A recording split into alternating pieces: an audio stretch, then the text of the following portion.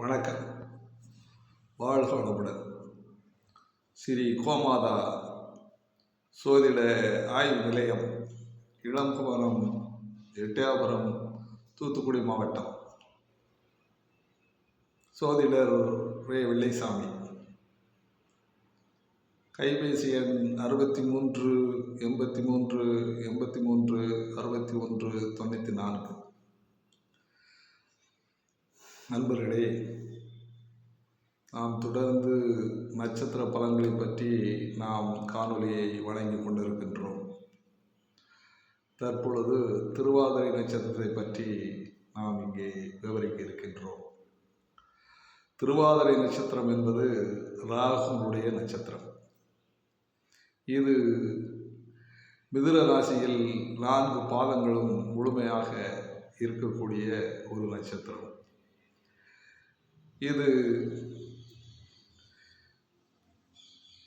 சிவபெருமானுக்கு உகந்த நட்சத்திரம்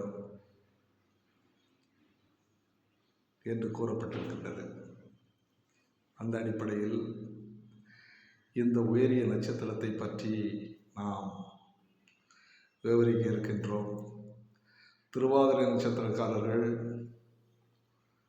ஒரு உயர்ந்த அந்தஸ்து உடையவர்கள் என்பதை, ஒரு தெய்வீக நட்சத்திரம் என்பதை நாம் விளக்க வேண்டிய காலகட்டத்தில் இருக்கின்றோம்.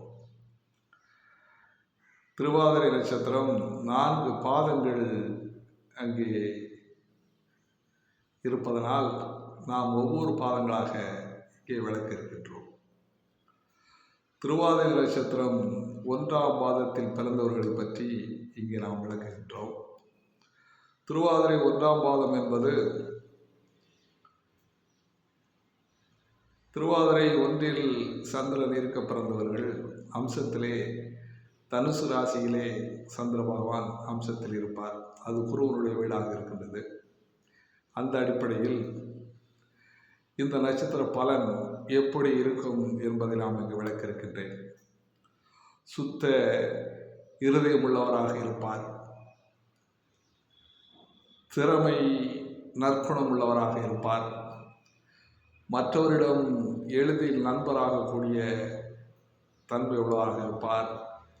ஆற்றல், பொருளை சேர்த்து வைப்பதில் பிரியம், பண விஷயங்களில் சாதுரியமாக சம்பாதித்து கணக்கு விஷயங்களில் திறமையுடன் இருப்பது போன்ற குணமுடையவர்கள் இவர்கள்.